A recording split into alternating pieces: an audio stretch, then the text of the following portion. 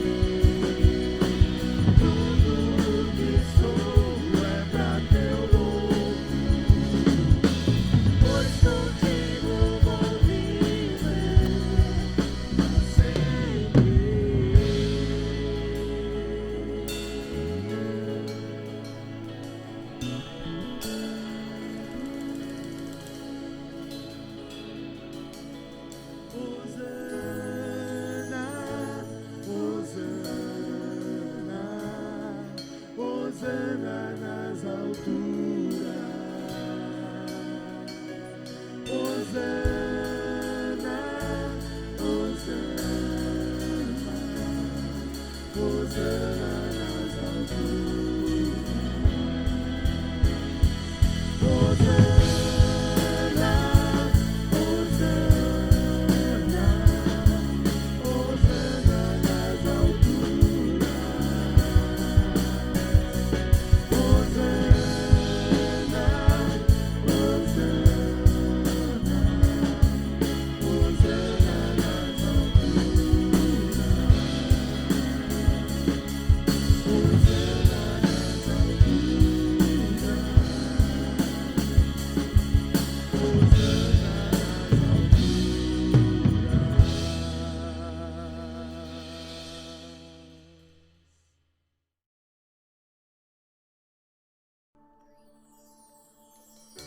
No início eras a palavra, com Deus Altíssimo.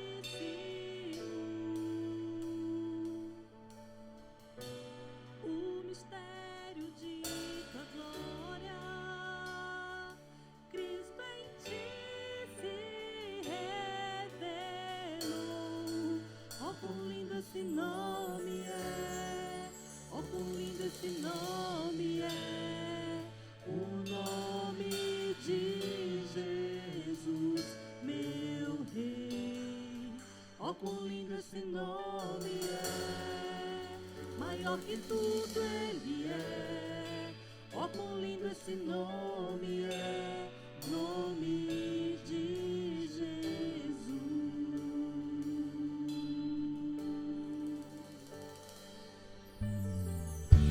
Deixou o céu para buscar-nos, veio pra nos resgatar. Amor maior que o meu pecado, nada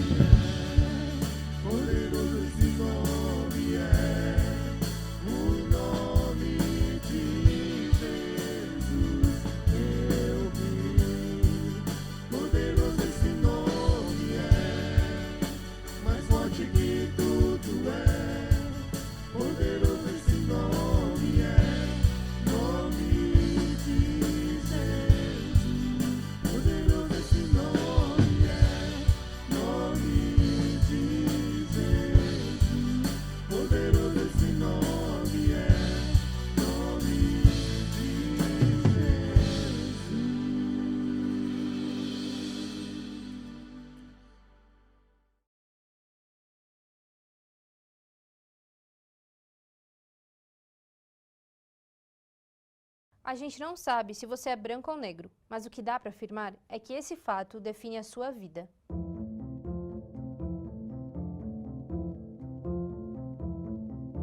A população negra compõe mais da metade dos brasileiros. Na teoria, significa que os índices deveriam ser divididos proporcionalmente entre negros e brancos, mas na prática, isso está longe de acontecer. A educação é um bom exemplo disso. A chance de um negro ser analfabeto é 5 vezes maior que um branco.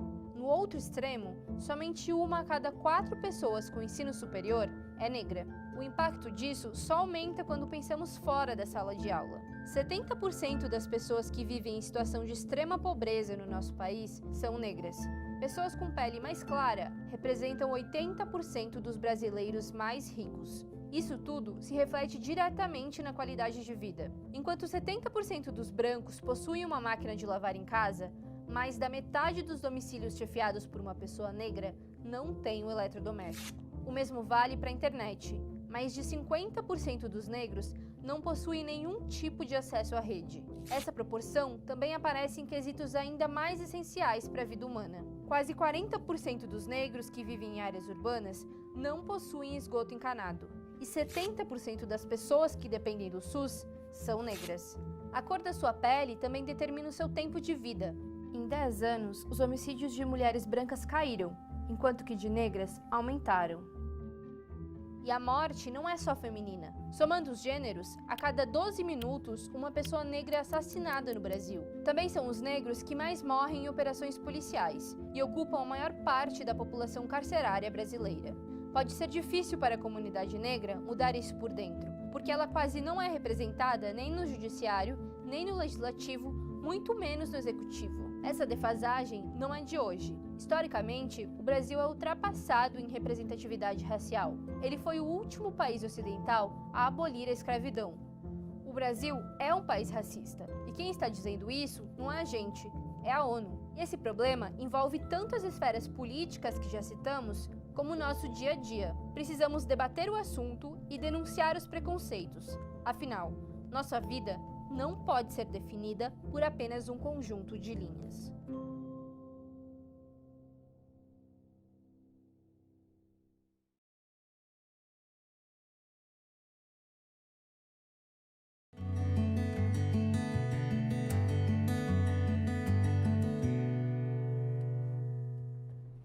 Olá, irmãos, graça e paz do Senhor Jesus. Para mim é uma alegria enorme estar aqui hoje, poder compartilhar a palavra de Deus com vocês.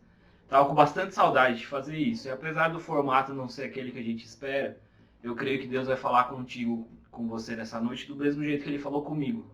E eu creio que Ele vai fazer isso a partir do Salmo 42. Então, se você puder aí na sua casa, acessar no seu celular, ou então pegar a sua Bíblia física e abrir no Salmo 42, de 1 até 5, faça isso para a gente ler junto. Ele diz assim: como a corça anseia por águas correntes, a minha alma anseia por ti, ó Deus. A minha alma tem sede de Deus, do Deus vivo. Quando poderei entrar para apresentar-me a Deus? As minhas lágrimas têm sido meu alimento de dia e de noite, pois me perguntam o tempo todo: onde está o seu Deus? Quando me lembro dessas coisas, eu choro angustiado, pois eu costumava ir com a multidão conduzindo a procissão à casa de Deus, com cantos de alegria e de ação de graças entre uma multidão que festejava.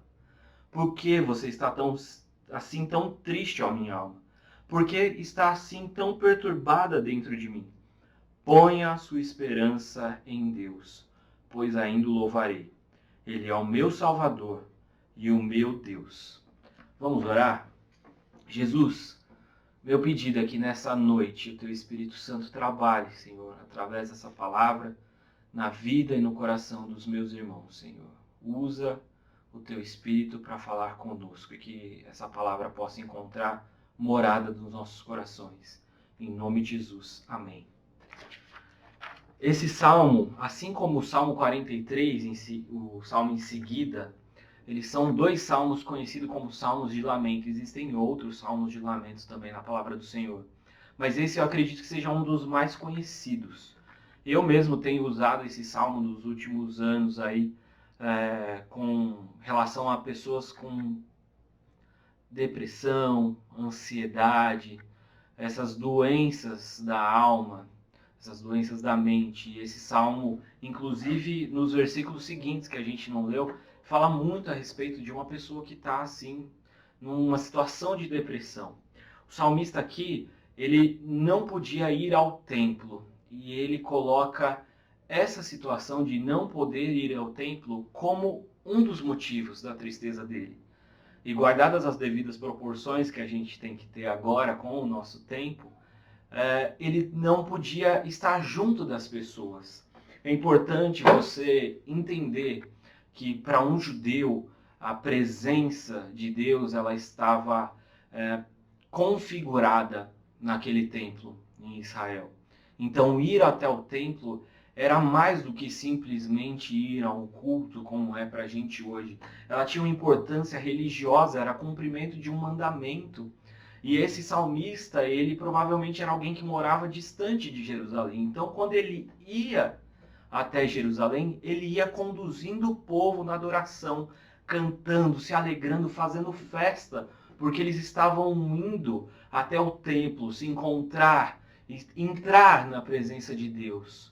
Como família, como nação, como povo, eles estavam indo cumprir um ato religioso. Então, eu acredito que essa é uma das situações que faz ele ficar triste, porque nós não sabemos exatamente o motivo, mas ele não pode mais. Ele está restrito, ele está confinado em algum lugar, ele não pode ir até o templo. É muito provável que esse salmista estivesse no tempo do exílio e exilado, distante de Jerusalém, sem poder ir se encontrar com o seu Deus e ir como o povo se encontrar com Deus. Ele se encontra abatido, triste, amargurado. Apesar de saber que o templo significa a presença de Deus, ele tem plena consciência de que Deus não está restrito no templo. E é por isso que ele ora. É por isso que ele escreve o salmo. E é por isso que ele conversa com Deus. Então ele tem consciência de que ir até o templo não é fundamental, que ele pode falar com Deus. Isso mesmo estando longe do templo. Ele pode conversar com Deus e é isso que ele faz. Ele abre, rasga o seu coração diante de Deus. Muito provavelmente existem outras circunstâncias que levam esse salmista até essa situação de tristeza profunda. Muito provavelmente, como eu disse, ele está exilado e no exílio ele possivelmente seja um escravo e as pessoas ao redor, que estão ao seu redor, estão o tempo inteiro falando: onde está o seu Deus? Se o seu Deus é o Deus vivo, como ele escreve, se o seu Deus é o Deus verdadeiro, onde que ele está? Que te deixa nessa condição miserável, que não permite que você vá até ele adorar. Onde está o seu Deus? Todas essas circunstâncias juntas trazem o salmista a esse momento em que nós nos encontramos com ele nos Salmos. Ele sente falta das pessoas reunidas. Ele sente falta de ir junto com as pessoas. É interessante que, mesmo numa situação de dificuldade extrema, que ele não detalha aqui, o que ele traz de informação para a gente é a distância do templo, é a ausência das pessoas, a distância das pessoas.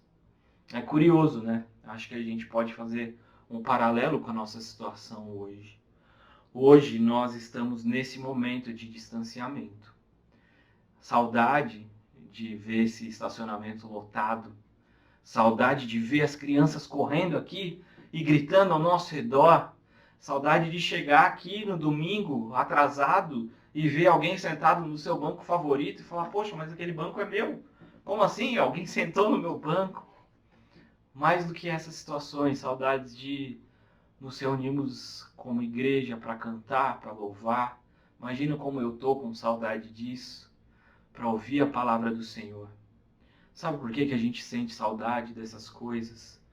Porque nós, como seres humanos, assim como o salmista, nós precisamos dessa sensação da presença, do amor de Deus. Ele coloca aqui no texto que tanto quanto um animal procura por água, e eu não sou dessa área da biologia, Mas dizem os estudiosos que quando a corça ela se sente com sede, ela levanta o seu focinho e começa a correr, e corre por quilômetros, emitindo um grunhido, eu não sei qual barulho que a corça faz, até encontrar um ribeiro de águas, uma fonte que vai saciar a sua sede. O salmista faz essa comparação. A distância das pessoas, a distância do meu Deus, para mim, é como um animal que sente sede e que busca possibilidades de matar a sua sede. No corpo de Cristo, nós sentimos a presença de Deus. No corpo reunido, nas pessoas, na comunhão, na unidade, nós podemos sentir o cuidado, o amor, o toque de Deus no abraço do irmão. E é por isso que a gente sente falta dessas coisas. A gente sabe que a gente pode orar, e a gente deve.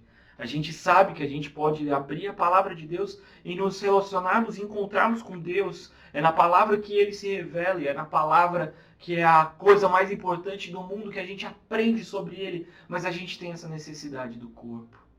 E quantas vezes a gente não percebeu essa necessidade, né?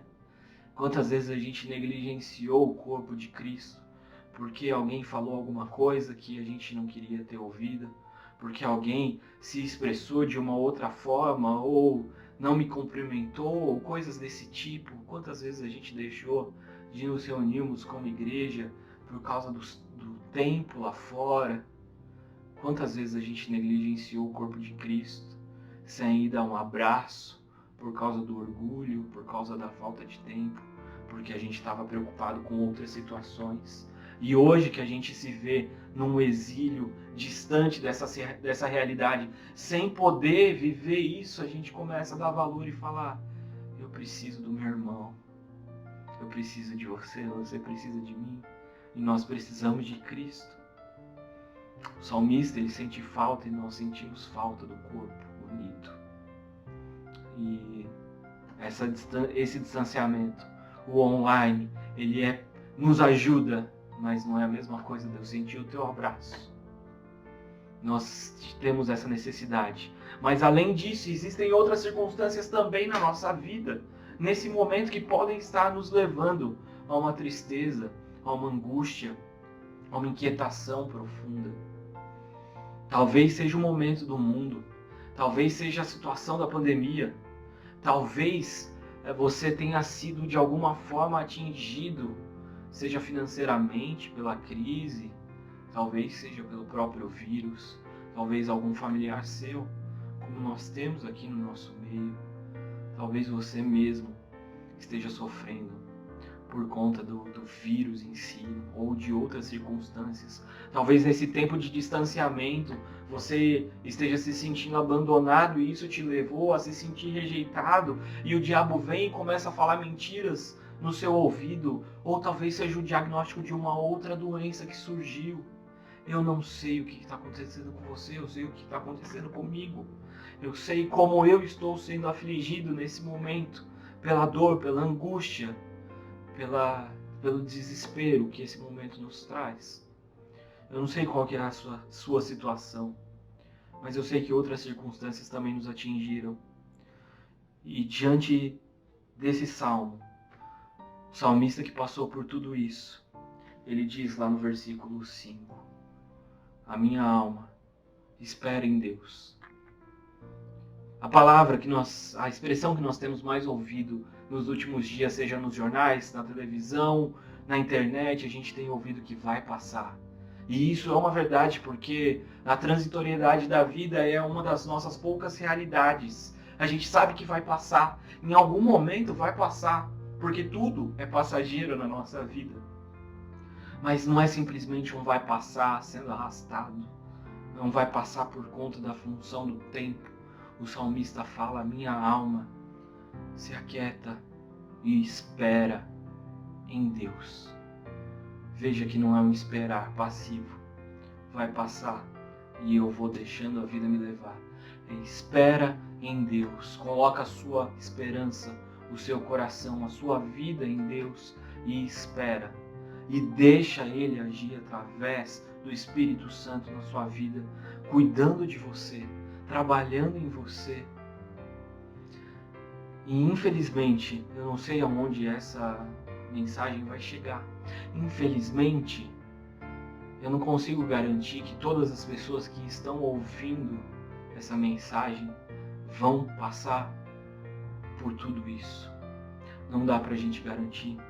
Mas a palavra nos garante que vai passar e que tudo vai passar, mas vai chegar um dia final, e esse dia não terá fim. Esse dia não será passageiro, esse dia será chamado de eternidade.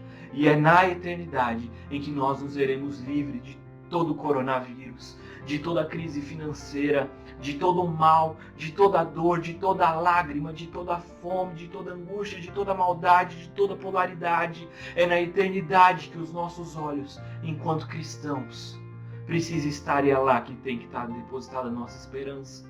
Em Deus, em um Deus que é eterno, em um Deus que é verdadeiro, em um Deus que é justo e em um Deus que é bom. Então eu tenho 2 convites para fazer agora nesse momento. Primeiro, para você que é membro de Vila Euro, para você que é cristão e que se encontra nesse momento de angústia, o convite é: deposita toda a sua esperança em Deus, pois nós ainda o louvaremos. Ele é o nosso Deus, da nossa salvação. Ele é o nosso Redentor e é nele que nós esperamos. E o meu segundo convite é para você que ainda não conhece esse Jesus, que ouviu falar a respeito dessa eternidade e que hoje, se você for acometido de alguma situação e você não tiver o Senhor Jesus, talvez você não saiba onde você vai passar essa eternidade.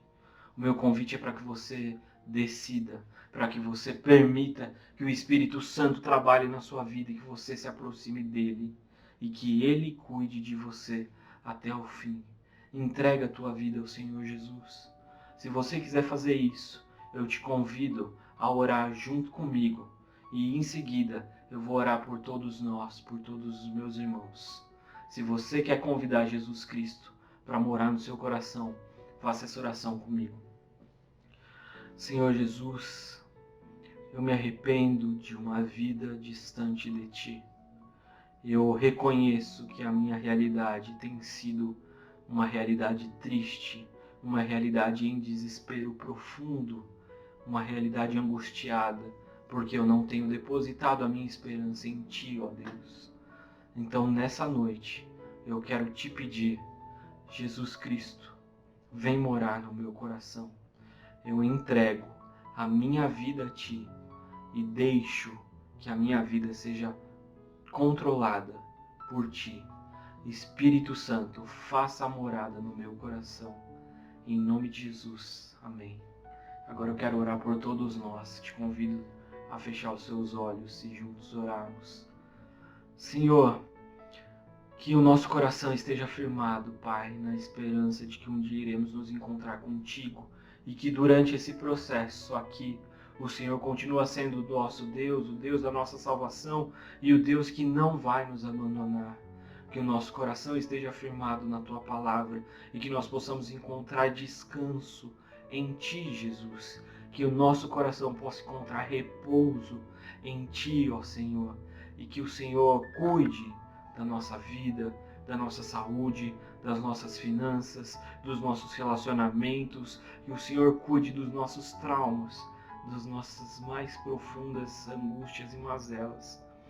Senhor, que a igreja de Vila Euro seja uma igreja caracterizada por pessoas que vivem pela fé e não por aquilo que vem, mas que nós sejamos, Senhor, um povo forte, destemido em viver de acordo com o Teu querer, de acordo com a Tua vontade. Essa é a nossa oração, em nome de Jesus. Amém. Que Deus te abençoe, meu irmão. Foi uma honra te servir nessa noite. Fique com Deus e uma boa semana.